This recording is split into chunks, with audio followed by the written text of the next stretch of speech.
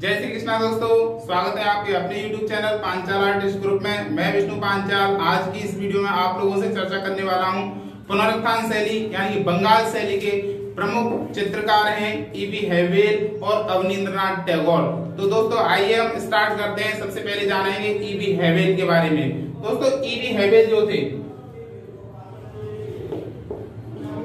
EV हैवेल के बारे में आपको सबसे पहले तो ये याद रखना है कि ये जो थे कौन थे? अंग्रेजी कला समीक्षक थे।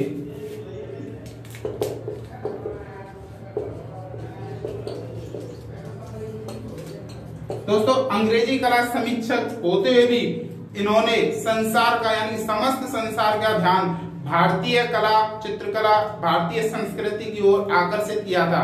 दोस्तों ईवी हैवेल जो थे, याद रखना 1884 में मद्रास कला विद्यालय में प्राचार्य के पद पर नियुक्त होते हैं।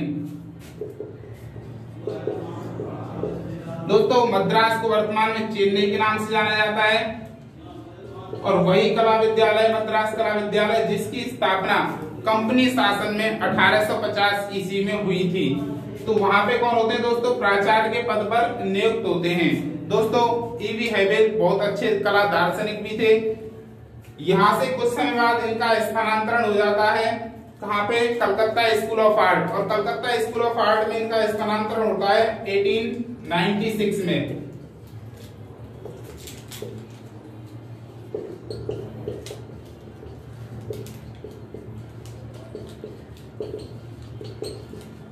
दोस्तों इनका स्थानांतरण कर दिया जाता है 1896 में। कहा? कलकत्ता स्कूल ऑफ आर्ट में। और यहाँ पे यानी कि कलकत्ता में जब इनका स्थानांतरण हो जाता है तो यहाँ पे इनका संपर्क होता है अवनींद्रनाथ टैगोर से।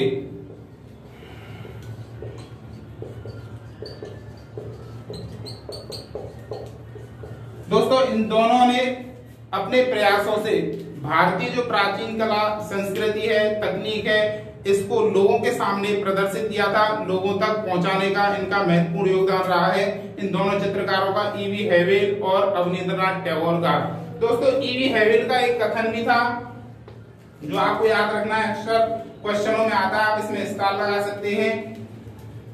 इन्होंने समस्त जो है संसार का ध्यान है, समस्त संसार का ध्यान भारतीय कला एवं संस्कृति की ओर आकर्षित किया था। और इनका कथन था दोस्तों कि यूरोपीय कलाएं तो केवल क्या कराती हैं? यूरोपीय कलाएं तो केवल सांसारिक वस्तुओं का ज्ञान कराती हैं, भारतीय कला सर्वव्यापी, अमर तथा अपार है। तो ये किसका कथन है दोस्तों? ईवी हैवेल का। यूरोपीय कलाएं क्या कराती हैं दोस्तों?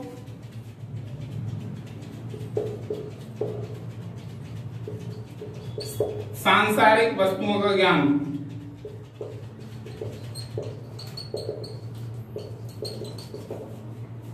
और भारतीय कला कैसी है दोस्तों? सर्वव्यापी, अमर तथा अपार, यानी शाश्वत सत्यता के दर्शन होते हैं भारतीय कला से। दोस्तों ईवी हैवेल ने भारतीय चित्रकार थे, भारतीय दार्शनिक थे, कला समीक्षक थे, उन सब का ध्यान भारतीय कला और परंपरा की ओर आकर्षित किया था। क्योंकि दोस्तों यह वह समय था जब भारतीय कला में यूरोपीय शैली का प्रभाव बढ़ चुका था। तो यूरोपीय शैली का प्रभाव जो था इतना बढ़ चुका था कि चित्राकृतियां, चित्र शैली, तकनीक में ज्यादातर यूरोपीय शैली का प्रयोग ही हो रहा था। तो इस चीज से ईवी हैवेल ने भारतीय चित्रकारों को अवगत कराया कि आप यूरोपीय पद्धति को ना अपनाएं। यूरोपीय जो तकनीक है वो केवल सांसारिक वस्तुओं ज्ञान कराती हैं। तभी उन्होंने कहा था कि भारतीय कला कैसी है दोस्तों? सर्वव्यापी, अमर तथा अपार है। और इन्हीं के प्रयासों से चित्रकारों ने अजंता, मुगल, राजस्थानी, पहाड़ी इन शैलियों का निरीक्षण किया, इनके बारे में जाना, अध्ययन किया और फिर इनसे संबंधित चित्राकृतियों का निर्माण करने लगे। तो और देखते हैं दोस्तों ईवी हैवेल के बारे में। ईवी हैवेल की प्रमुख पुस्तकें हैं दोस्तों, वो आपको याद रखनी है। पुस्तकों की बात करें हम तो पुस्तकों में आपको याद रखना है इंडियन आर्किटेक्चर, ये पुस्तक याद रखनी है दोस्तों। आपसे पूछ लेता है कि इंडियन आर्किटेक्चर किसकी पुस्तक है? ईवी हैवेल की। दूसरी पुस्तक है दोस्तों भारतीय चित्रकला व मूर्तिकला। पर लेखन। ये दोस्तों आपको याद रखना ही रखना है। अगर आपसे पूछे कि ईवी हैवेल की किन्हीं दो पुस्तकों के नाम बताइए तो आप इन दोनों पुस्तकों के नाम बता सकते हैं। मैं प्रमुख स्टार लगा देता हूं। आपको ये चीज याद रखनी है कि क्वेश्चन पूछ लेता है कि ईवी हैवेल की प्रमुख पुस्तकें कौन सी है, तो आपको इनका नाम बताना है। ईवी हैवेल का कथन क्या था? ईवी हैवेल का कथन था कि यूरोपीय कलाएं तो केवल सांसारिक वस्तुओं का ज्ञान कराती हैं, भारतीय कलाएं सर्वव्यापी अमर तथा अपार हैं। दूसरा दोस्तों, मद्रास में प्राचार्य के पद पर कब नियुक्त हुए?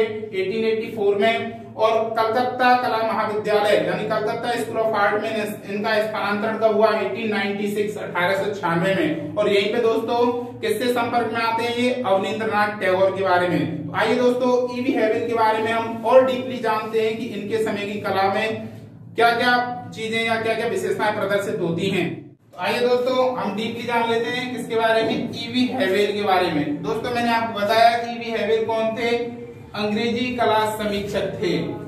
दोस्तों ईवी हैवेल ने संसार का ध्यान किधर आकर्षित किया था? ईवी हैवेल ने समस्त संसार का ध्यान भारतीय कला एवं संस्कृति की ओर आकर्षित किया। दोस्तों मैंने लिख दिया है ईवी हैवेल ने समस्त संसार का ध्यान कला एवं संस्कृति की ओर आकर्षित किया है। दोस्तों इन्होंने भारतीय स्थापत्य कला, मूर्तिकला, चित्रकला के जो तकनीक पक्ष थे उनको उजागर किया था। उनकी निर्माण प्रक्रिया पद्धति पर अपने विचार जो है खुलकर अपने विचार व्यक्त किए थे कि भारतीय जो चित्रकला है इसकी निर्माण प्रक्रिया है यह बहुत ही अच्छी है तथा लाभप्रद है। तो इस पर अपने विचार प्रस्तुत किए थे ईवी हैवेल ने।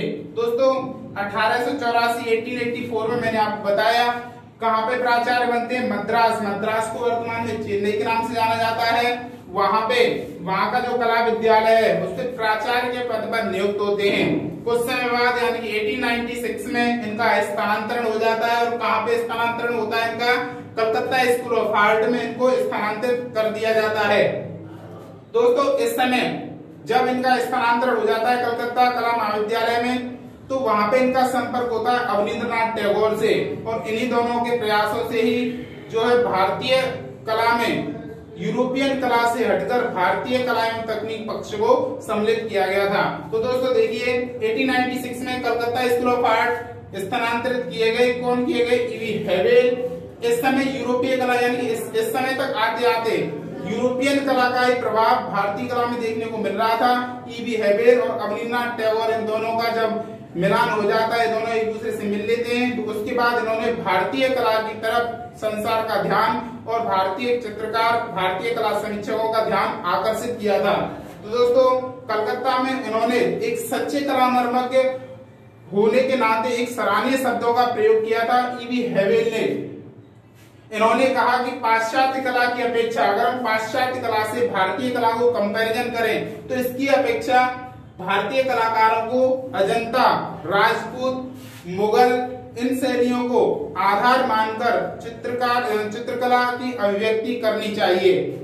तो दोस्तों इन्होंने कहा था यूरोपियन कलाएं तो केवल क्या कराती हैं? सांसारिक वस्तुओं का ज्ञान कराती है। मैं एक बार रिपीट कर देता हूँ, ये कथन आपको याद रखना ही रखना है क्योंकि पूछ लेता है कि यह कथन किसका है। तो इन्होंने एक सच्चे कलामर्मज्ञ का कार्य किया था भारतीय कला के प्रति, क्योंकि इन्होंने भारतीय कलाकारों को अजंता, राजपूत, मुगल इनको आधार मानकर चित्राकृतियां निर्माण करने की सलाह दी थी। तब इन्होंने कहा था कि यूरोपीय कलाएं तो केवल क्या कराती हैं? सांसारिक वस्तुओं का ज्ञान। भारतीय कला कैसी है दोस्तों? सर्वव्यापी, अमर तथा अपार हैं। दोस्तों इनकी जो पुस्तकें हैं, पुस्तकें कौन सी हैं? भारतीय मूर्तिकला व चित्रकला पर लेखन। वेरी मोस्ट है, आपको याद रखना ही रखना है, स्टार लगा लेना यहाँ पे। भारतीय मूर्तिकला व चित्रकला पर लेखन किसकी पुस्तक है? ईवी हैवेल की। इंडियन आर्किटेक्चर किसकी पुस्तक है? ईवी हैवेल की। इनकी समस्त स्टार्टिंग की जो रचनाएं थी उन सबका इन्होंने एक संकलन यानी कि एक जो है संग्रह हैंडबुक ऑफ इंडियन आर्ट के नाम से प्रकाशित किया था। तो दोस्तों ये इनकी क्या है? रचनाएं हैं। आइडियल्स ऑफ इंडियन आर्ट ये भी इनकी रचना है, ये आपको रचनाएं याद रखनी है। तो इसमें महत्वपूर्ण पॉइंट जो है उन पे मैंने स्टार लगा दिया वो आपको याद रखना है।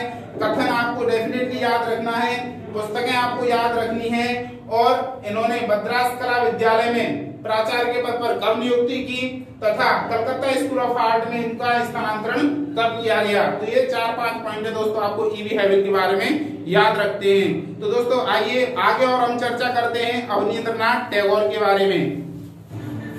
तो आइए दोस्तों हम नेक्स्ट जानते हैं अवनींद्रनाथ टैगोर के बारे में। दोस्तों वेरी मोस्ट है, ध्यान रखना, स्टार लगा लेना आप, इसमें से क्वेश्चन 100% आता है हर परीक्षा में। तो दोस्तों अवनींद्रनाथ टैगोर जो थे वो रविंद्रनाथ टैगोर के भतीजे थे। दोस्तों रविंद्रनाथ टैगोर के बारे में आप जानते होंगे, वैसे हम आगे की वीडियो में रविंद्रनाथ टैगोर के बारे में चर्चा करेंगे। अभी प्रॉपर चर्चा करते हैं हम अवनींद्रनाथ टैगोर के बारे में। दोस्तों अवनींद्रनाथ टैगोर का जन्म 5 अगस्त 1871 में हुआ था। दोस्तों रविंद्रनाथ टैगोर और इनकी उम्र में मात्र 10 साल का अंतर है। रविंद्रनाथ टैगोर का जन्म 1861 में हुआ था। कलकत्ता के जोरासांको में इनका जन्म हुआ था। दोस्तों याद रखना है आपको, कलकत्ता जोरासांको। अगर आपसे पूछे अवनींद्रनाथ टैगोर का जन्म कब और कहां हुआ है, तो अवनींद्रनाथ टैगोर का जन्म कब हुआ है दोस्तों? 5 अगस्त 1871 जोरासांको कलकत्ता में इनका जन्म हुआ था। ठाकुर परिवार में दोस्तों इनका जन्म हुआ था। हम इनको अवनींद्रनाथ टैगोर या अवनींद्रनाथ ठाकुर भी बोल सकते हैं। तो इन्होंने आरंभिक विद्यालय की शिक्षा प्राप्त करने के बाद घर पर ही अपने चाचा, पापा, दादा, दोस्तों याद रखना, यानी कि फैमिली मेंबरों से, ओवरऑल क्या बात है, फैमिली मेंबरों से कला साहित्य, संगीत, काव्य, इनकी शिक्षा ली थी घर पर ही रहते हुए। किनसे ली थी दोस्तों? अपने चाचा से, पापा से, दादा से इन्होंने साहित्य, संगीत, काव्य की शिक्षा ग्रहण की थी। दोस्तों घर पर ही इन्होंने क्या किया है, फारसी, संस्कृत आदि भाषाओं का ज्ञान भी इन्होंने घर पर ही प्राप्त किया था अवनींद्रनाथ टैगोर ने। तो भाषाओं का ज्ञान जो है,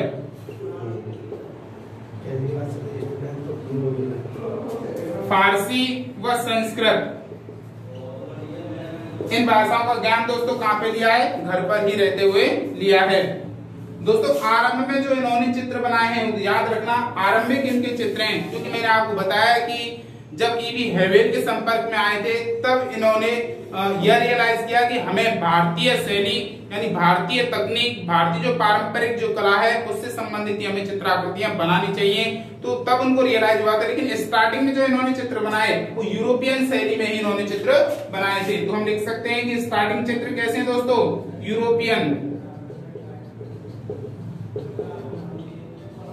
यूरोपियन शैली में। कैसे चित्र हैं दोस्तों? प्रारंभिक। अगर आपसे पूछ लेता है कि अवनींद्रनाथ टैगोर के प्रारंभिक चित्र किस शैली में बने हैं, तो यूरोपियन शैली में बने हैं। दोस्तों अवनींद्रनाथ टैगोर की जो कलागुरु रहे हैं, तो कलागुरु में आपको याद रखना है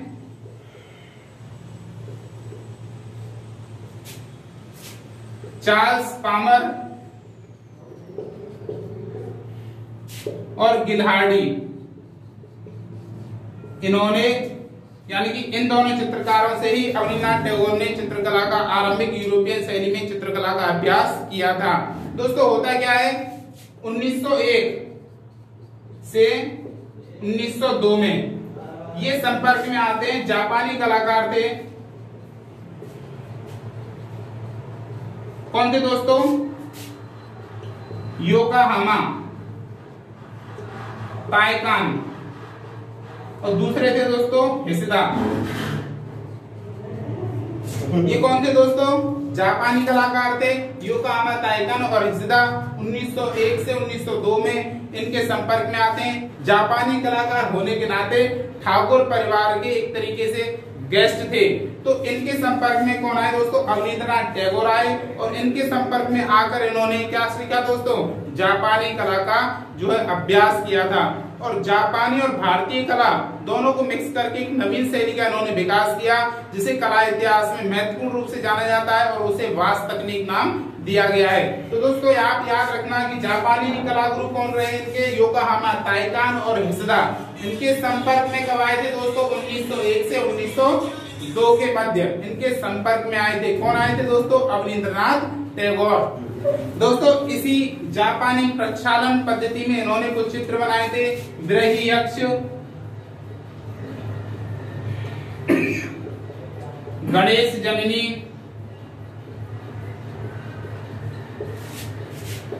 उमर खयाम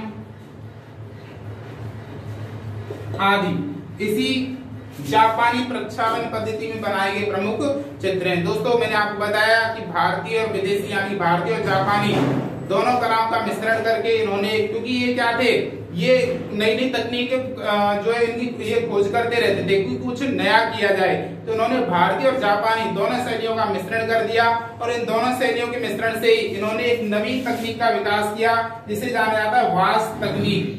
एक नवीन चित्र बनाया वास तकनीक में, याद रखना उसे जाना जाता है भारत माता। दोस्तों वेरी वेरी मोस्ट है, आप इस पे स्टार लगा देना क्योंकि 99% क्वेश्चन में आने के चांस रहते हैं कि भारत माता किसका चित्र है। तो आप दोस्तों नाम लेंगे किसका? अवनींद्रनाथ टैगोर का।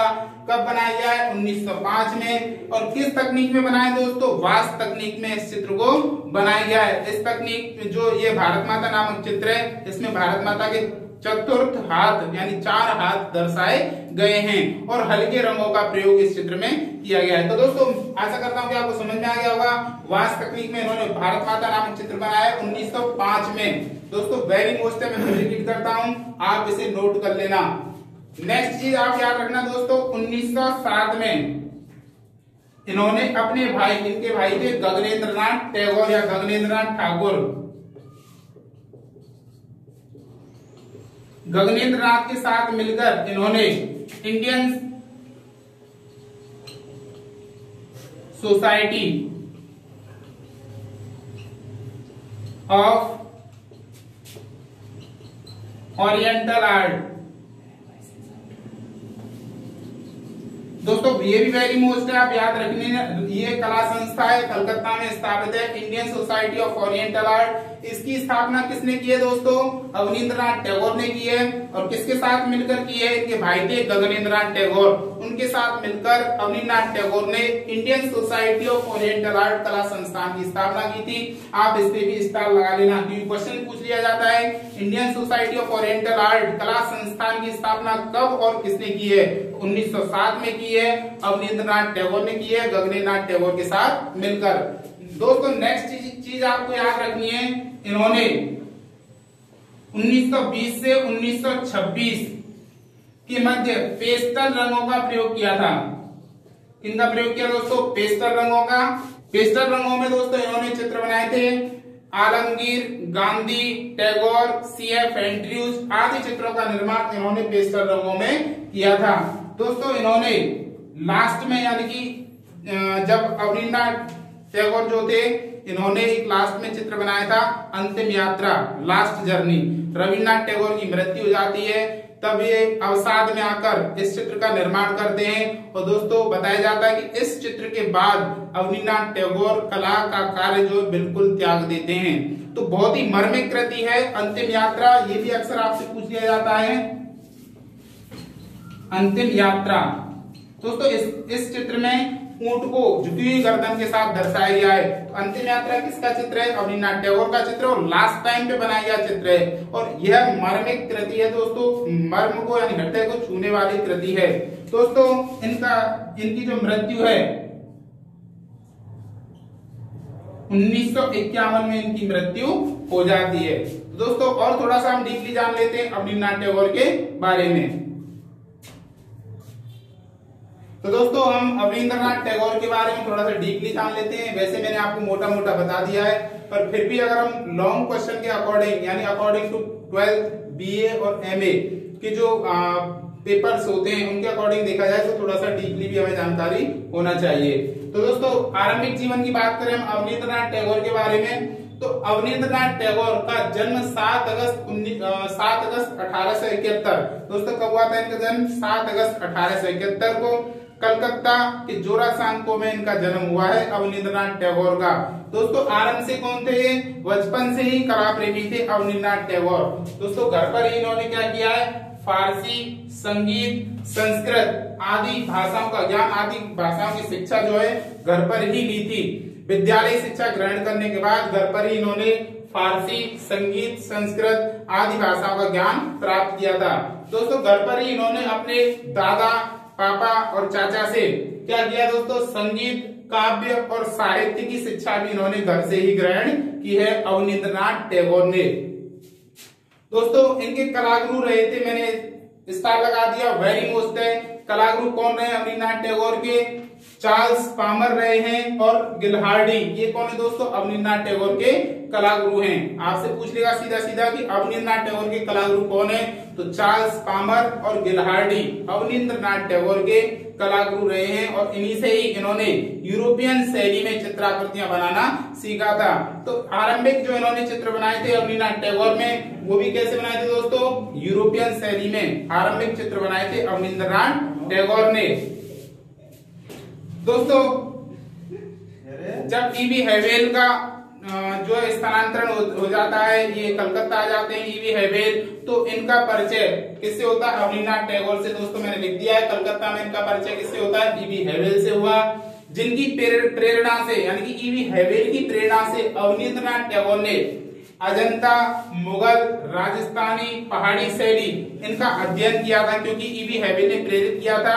पाश्चात्य शैली तो क्या कराती है, सिर्फ सांसारिक वस्तुओं का ज्ञान। अगर रियलिटी और सत्यता का दर्शन करना है तो हमें भारतीय कलाओं को देखना होगा।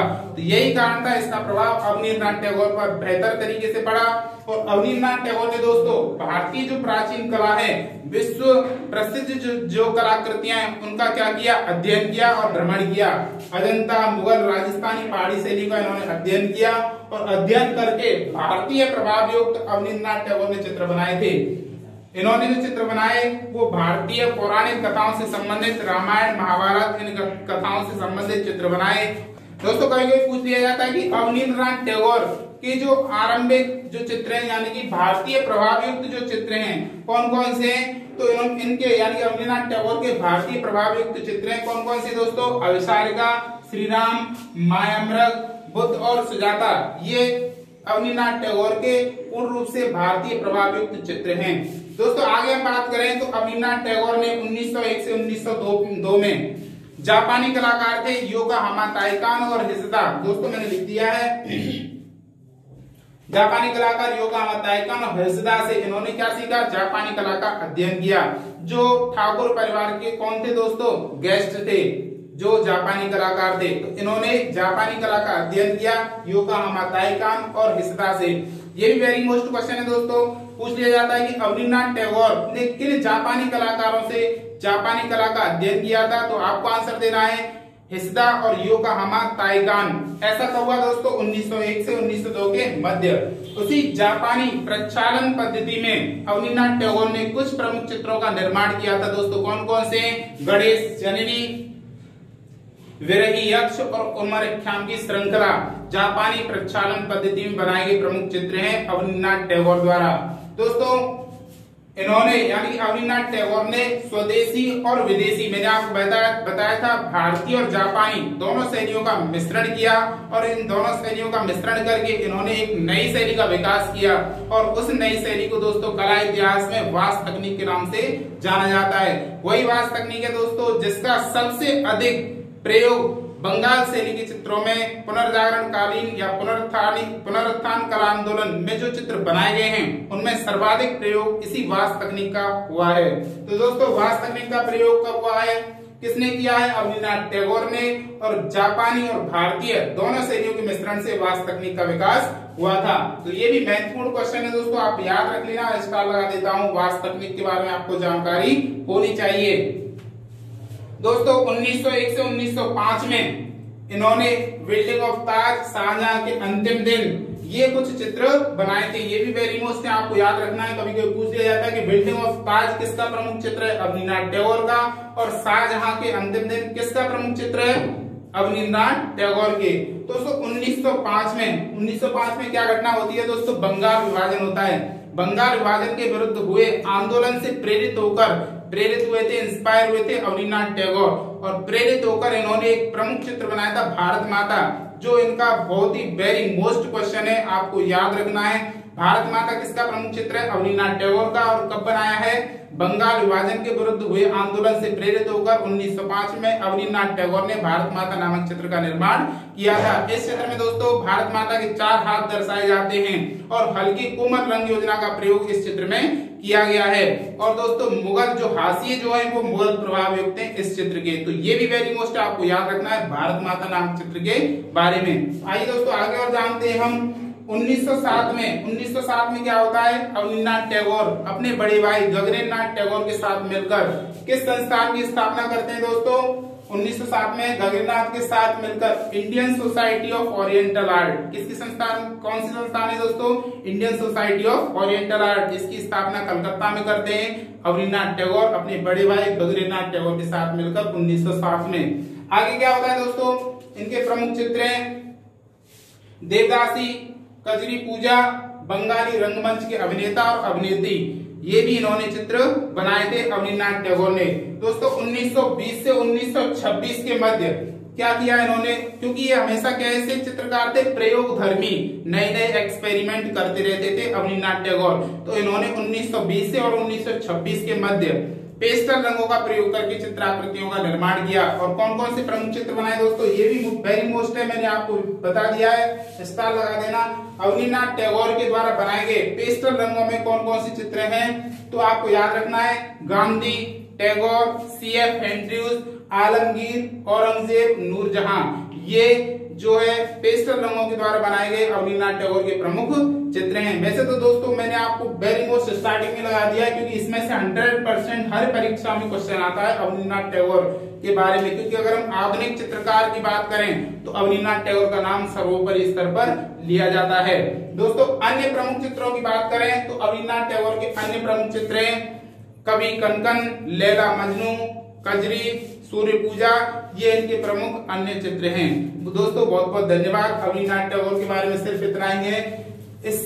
इसमें जो मैंने आपको शॉर्ट में सारी चीजें समझाई हैं, भारतीय चित्रकला के इतिहास से संबंधित अगर कोई भी पेपर होता है, चाहे वो BA का हो, चाहे MA का हो, चाहे 12th का हो, चाहे नेट का हो, JRF का हो या लेक्चरर का हो, LDC का हो, कोई भी एग्जाम होती है दोस्तों, इससे बाहर कोई भी क्वेश्चन नहीं जाएगा। आशा करता हूं कि आपको हमारी वीडियो पसंद आ रही होंगी। आप हमारी वीडियो को देखकर निरंतर अध्ययन अपना बरकरार रखें। मेरी हार्दिक शुभकामनाएं आपके साथ हैं। जय हिंद, जय भारत।